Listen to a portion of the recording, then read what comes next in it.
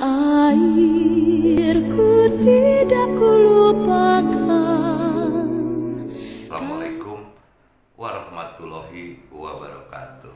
Selamat pagi guys. Kembali saya menjumpai rekan-rekan yang saya cintai di Facebook ataupun di media sosial yang lainnya, dalam rangka nasionalisme, bela negara, dan menyebarkan Islam dalam bingkai rahmatan lil alamin.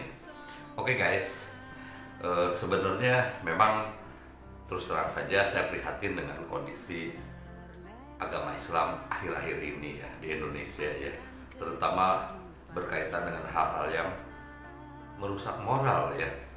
Oke guys, kita bisa melihat satu perbandingan ya. Saya harus sedikit menceritakan sejarah pada akhirnya. Jadi pada masa lalu kita bisa melihat dokumentasi atau fakta sejarah bahwa Islam itu jauh lebih ramah ya pada masa lalu. Jadi seperti kita lihat, misalnya seorang alim ulama yang begitu disegani oleh masyarakat, Buya Hamka, keluarganya pun tidak berjilbab. Kemudian Kiai Haji Hasyim Asy'ari pun demikian. Tapi belakangan ini kelihatannya bahwa jilbab itu satu kewajiban. Ini lahirnya dari mana sebetulnya? Nah, jadi sampai dengan 1902 Jazirah Arab itu dikuasai oleh kekhalifahan Ottoman ya, yang mana ibu kotanya ada di Istanbul ya, atau di Turki ya. Nah, wilayah Hijaz atau yang sekarang dikenal dengan Arab Saudi yang menghubungkan antara Mekah dan Madinah itu dikuasai oleh kekhalifahan Ottoman. Nah, tetapi sejak 1902 terjadi peperangan antara Ottoman dengan Inggris ya. Nah, Inggris ini memang bersekutu dengan keluarga Ibnu Saud ya. Nah, sampai pada akhirnya Inggris mulai bisa menguasai kekuasaan Ottoman di Hijaz ya. Gemilere binsem götürür hey canım. Wahabi dinisbatkan kepada seorang ulama asal Najd, Muhammad bin Abdul Wahhab, yang dalam dakwahnya mendapat dukungan dari pendiri kerajaan Arab Saudi, Abdul Aziz bin Saud. Namun hingga kini, sejarah Wahabi memicu banyak kontroversi dan penuh dengan stigma negatif. Abdul Aziz bin Saud bersama Muhammad bin Abdul Wahhab berkolaborasi dengan kerajaan Protestan Anglikan Inggris untuk menggulingkan Raja Hussein dan putranya Raja Ali yang mengangkat dirinya sebagai khalifah setelah Sultan Turki Utsmani Abdul Majid diturunkan pada 3 Maret 1924. Raja Hussein mengklaim batas wilayah Arabia meliputi Palestina dan Syria sebagai wilayahnya. Sementara kerajaan Protestan Anglikan Inggris memilih mendukung Abdul Aziz bin Saud sebagai penguasa Saudi karena tidak mengklaim Palestina dan Syria sebagai wilayahnya, hingga memungkinkan berdirinya negara Israel sesudah Perang Dunia Kedua. Karena itulah, menurut buku ini, kerajaan Saudi dianggap sebagai pemberontak terhadap kekhalifahan Turki Utsmani, karena Lawrence membantu klan Saud untuk memerangi khalifah Turki Utsmani dan mendirikan kerajaan Arab Saudi. Menurut sejarawan Inggris Martin Gilbert, Lawrence adalah seorang agen Zionis seperti dikutip Jerusalem Post edisi 22 Februari 2007.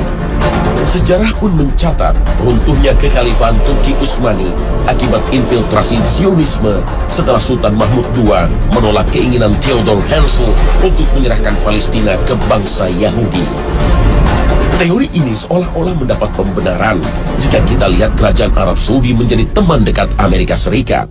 Apalagi dalam sebuah memoir seorang mata-mata Inggris yang berjudul Hamfer, The British Spy to Middle East, menyebutkan bahwa Inggris telah merekayasa Muhammad bin Abdul Wahhab sebagai imam dan pendiri gerakan Wahabi. Hamper berpura-pura menjadi seorang muslim dan berganti nama menjadi Muhammad. Ia mengaku sebagai ideolog dan gurunya Muhammad bin Abdul Wahhab. Kisah ini ditulis juga oleh Abdullah Muhammad Sindi, seorang profesor hubungan internasional berkebangsaan Saudi Amerika, yang menulis artikel bertajuk Britain and the Rise of Wahhabism and the House of Saud.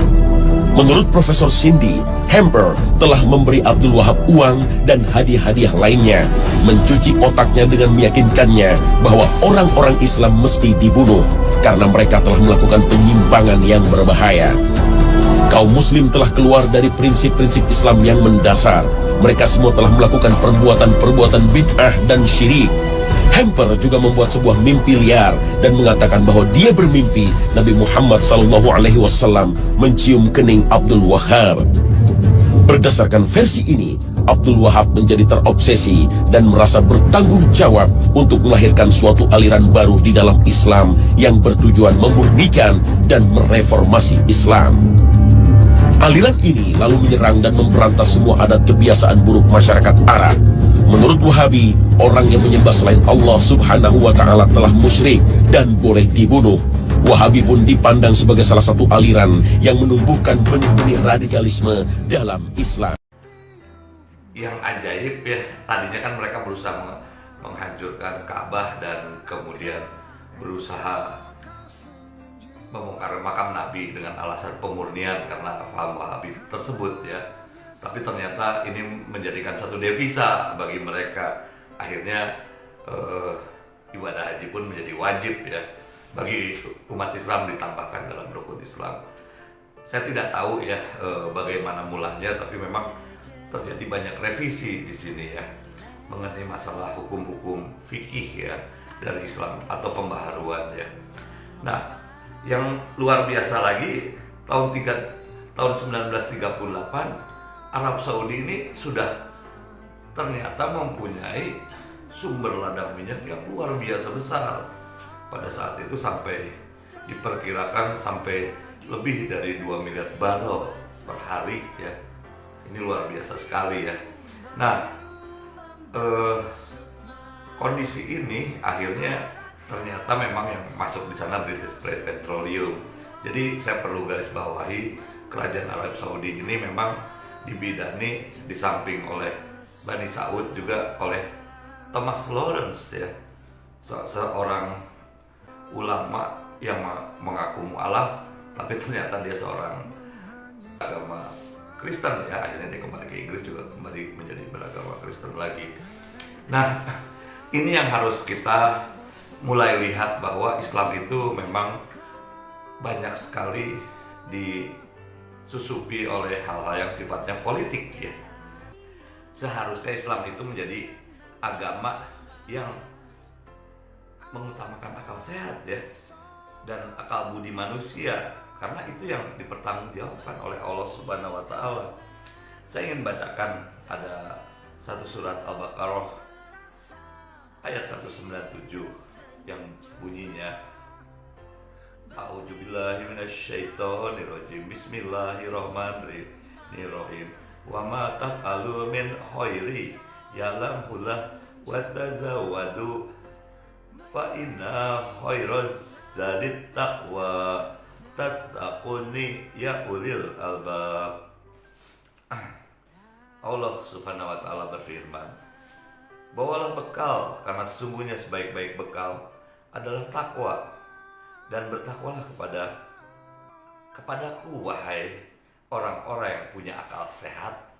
Ini jelas ya, telah dikatakan di dalam Al-Baqarah 197 oleh Allah Subhanahu wa Ta'ala. Jadi sebagai pemeluk Islam tentunya kita harus orang yang punya akal sehat. Oke guys, Assalamualaikum warahmatullahi wabarakatuh. Salam.